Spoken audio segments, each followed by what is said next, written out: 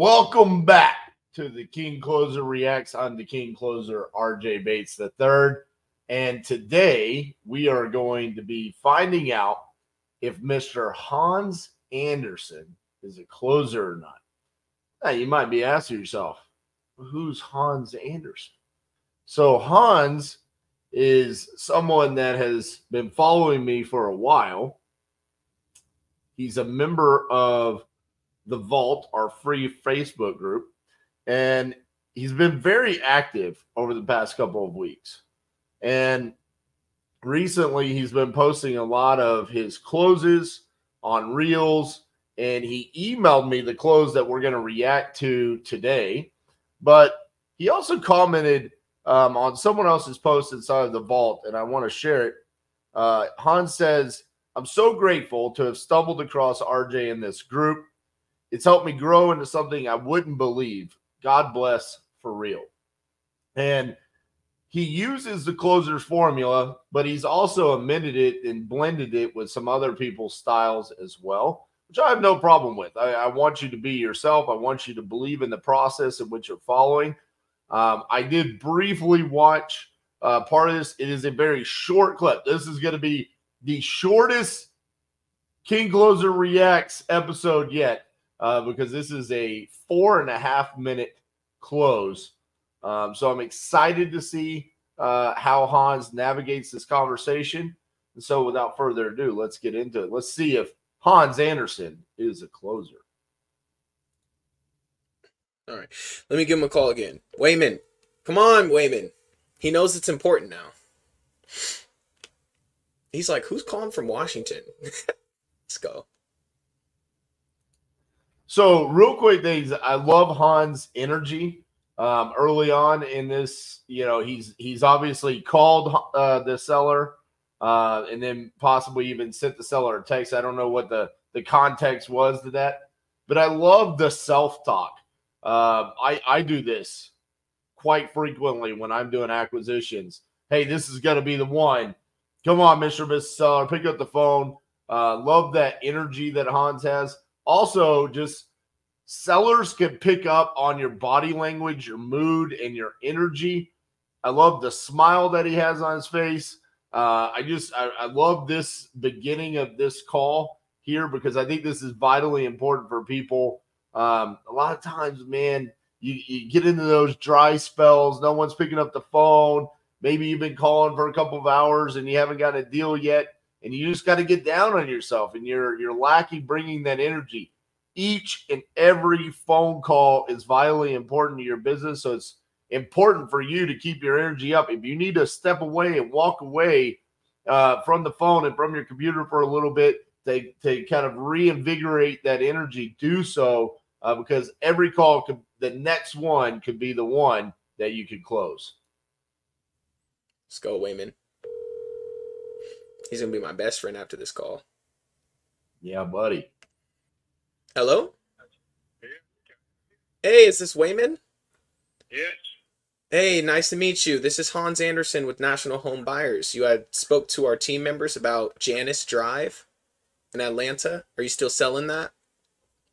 Yeah, I'm kind of in limbo with it for at least a week. I got some other things I'm having to straighten out first. Oh. So right off the bat, first step of the closer's formula. Hey, you spoke to someone on my team. So this was a cold call lead. Someone else on his team had previously spoken to him. He's not afraid to use the closer's formula, even though it is a cold call. So he's verifying that he still wants to sell. A little bit of an objection right here, right out of the gates. Like, yeah, it's kind of in limbo for a week. So curious to see if Hans dives into that or if he just goes strictly into price and kind of assumes the sell. Okay. Yeah, well, do you have a few moments to chat a bit about it? I'd love to give you an offer for it. Yeah, first things, Hans, I'd like the takeaway offer, especially if you're going to ask him how much he's going to be selling the property for. Anytime we use the language of offer, we kind of deleverage ourselves in the position of being the buyer where we're asking them to give us the price. So if you have to use the word offer, it's because they're just mandating that they're not going to give you a price. So I'd like for that to be amended there. Hey, do you have a few minutes to chat about the property? Yeah, I do. Okay, well, how much were you looking to get for the property? That way you're not losing that leverage position as the buyer. Or would you rather I don't want to come up for an offer now, but anyway, let's hear what you got. you repeat that? I said, let's hear what you got. Okay. Well, while I'm getting this pulled up, can you kind of catch me up to speed? So that right there, that's what happens when you say offer. Well, tell me what you got. That's what I mean by you lose leverage as a buyer when you say offer, because you're almost now pursuing them instead of the seller trying to sell you on the property. Small little details could make a huge difference right there. I would love for Hans to just remove that one word, and everything else that he's done has been really good. And then he could have just said, well, how much are you looking to get for the property? And could have gotten a number out of the seller early on in this conversation. Is it vacant? No, it's rented out. Okay, how much do they pay? $1,000. Okay, perfect.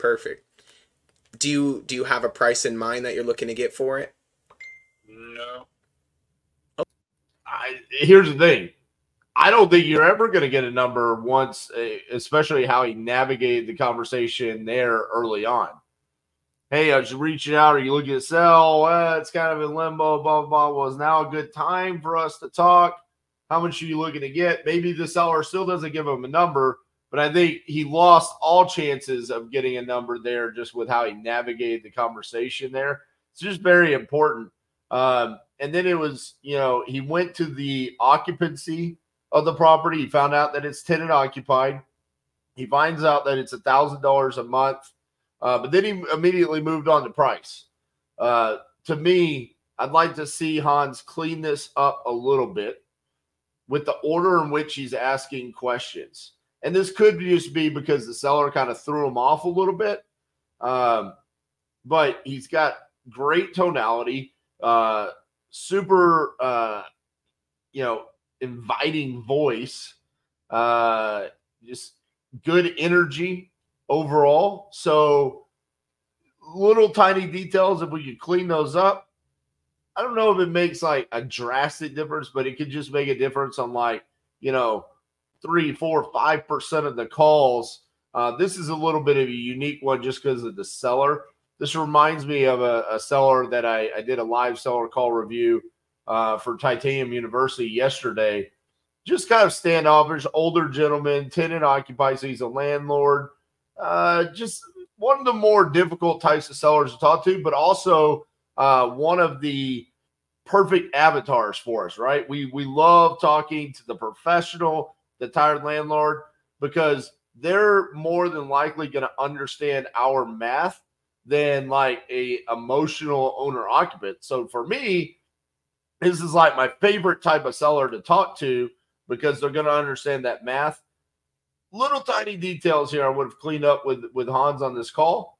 But overall, I'm liking the direction. Now he's got to navigate. He kind of dug his own hole here. So now he's going to have to navigate the rest of the conversation on giving an offer. Not the worst thing in the world. Just would have preferred that we don't have to do that. Okay. And just to confirm, it's a 3.2, 1,600 square footage. No, I don't know why they got it at that. It's 1,700 something. Oh, but it's a 3-bedroom, 2-bath? Oh, yeah. Okay, and is it a light, average, or heavy rehab? Or does it need nothing? No, it'll need a little work, yeah. Okay.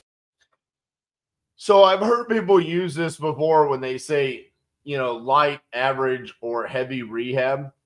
The problem with that is that you're not allowing the seller, like you're kind of closing down the seller on what they're going to tell you about the condition.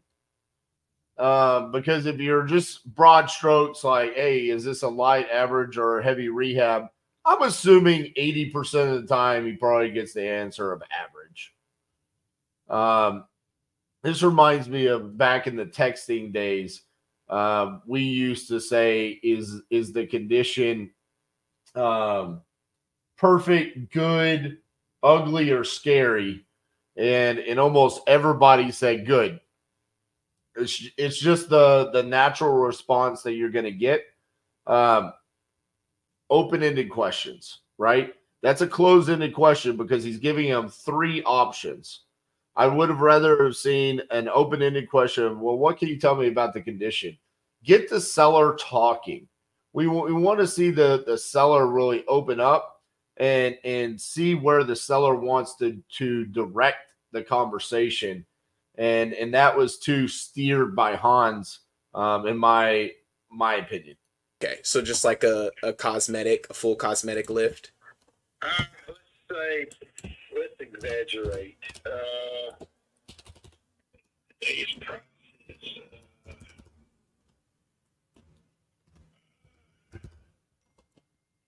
I don't know. Let's go out. Let's say 15 to 20. 15 to 20 grand. Yeah, let's just go out the line with it. Yeah. Okay.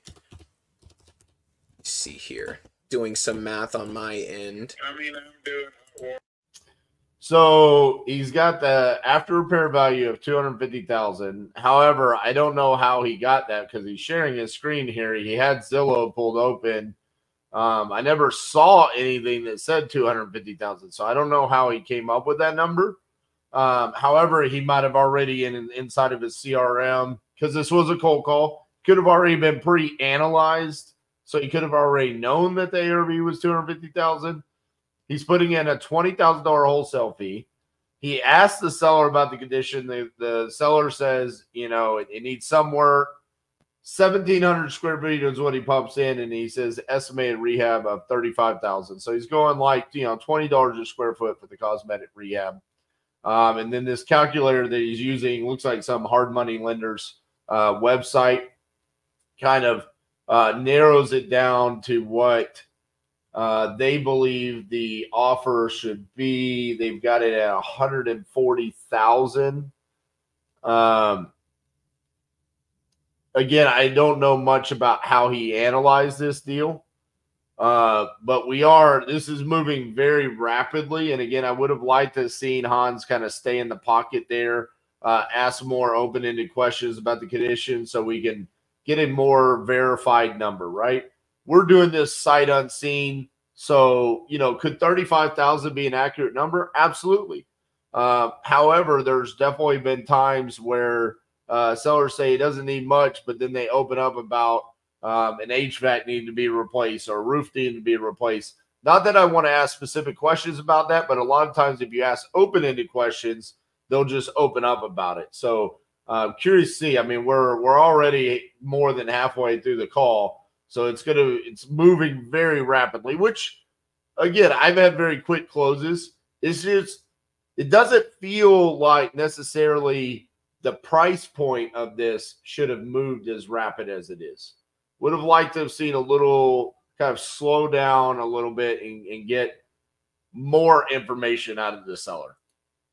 Water heater, all that crap, And what about the kitchens and the bathrooms? Do you know if those need to be fully redone? Fully, but they would need some work, yeah. Okay. And I'm guessing the flooring and paint, it's going to need that as well? Probably painting. It's all brick outside. Okay. Yeah. What about the inside, though? It probably needs painting. Okay. So just from what you're telling me, and I'm looking at some comps in the area of what it could. Okay, so I see this one right here, right next to my face, 250, sold 28 days ago. I'm assuming that's what he's using as the comp for the 250, because it is 32, 1,700 square feet. I guess that's what he's getting as after repair value. Again, I don't know how he did the deal analysis. It doesn't look like we're going to be too far off. Even if we are at all, it doesn't appear that we are if we've got that $250,000 comp right there. It's just interesting how he's navigated the conversation so far. Because he's not really trying to decipher the seller's motivation at all. I mean, this is a pretty transactional conversation, which there's nothing wrong with that. There's times where in this avatar, this seller, being a tired landlord, kind of fits that style of a conversation. You could definitely just have a straight transactional conversation, which is what he's doing so far. Sell for afterwards, I'd probably be somewhere around 150 cash for it. Interesting. He said 150. His calculator's got it at 140, so he's kind of whacking his wholesale fee in half. And again, this is one of those things where I think the reason why he would be doing that is, and he might come back and eventually say 140, but this is one of the problems when you're just making that blind offer, right? It's just human nature to almost be afraid to say 140 right out of the gates. It's like, I almost want to preface this by saying I will be willing to go to 150. Interesting that he started there, though. That's probably more of fear of what the seller's reaction is going to be because he has no idea what the seller wants for the property. Somewhere around there. 140, 150. If I was to pay cash, take it as is, pay all the closing costs and fees, I'd be probably at 140,000 cash.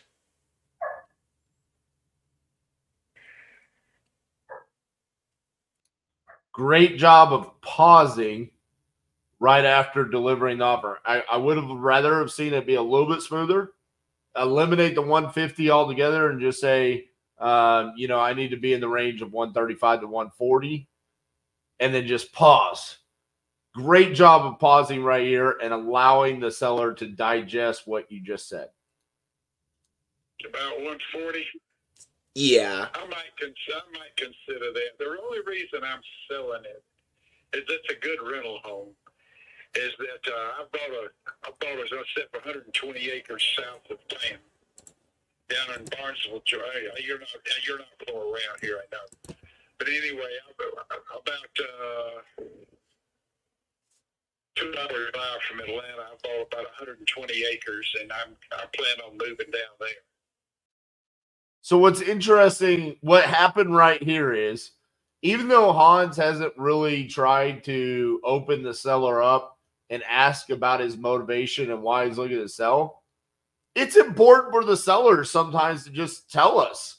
Like, the seller is the one that's opening up now and explaining why he wants to sell this. It's a great rental property, blah, blah, blah. The other concern that I have about the deal analysis is it is tenant occupied for $1,000 a month, offering 140. That doesn't really cash flow, and he didn't really ask about is the tenant on a lease or is it month to month. This all feels a little too fast.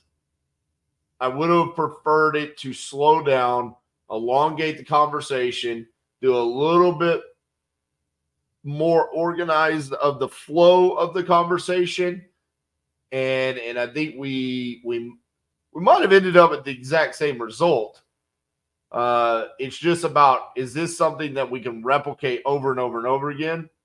The way that this conversation was navigated was a little too loose for me so far by Hans. We've got another 30 seconds here, though. Nice. So that's why I'm interested in selling it. Okay. Yeah, well, I'd love to, send you an agreement for you to look over, and if everything checks out, we can send it to title. I can view the property, and we can get this done as soon as possible if you're looking to get it done like by, Christmas time. Yeah. All right, send me a contract. Let me look at it. Okay. What it says. Is this your personal phone number? Okay, so that's where the call ends. What Hans said in the email where he said that the seller did sign the contract of 140 grand. So here's what I'm going to say.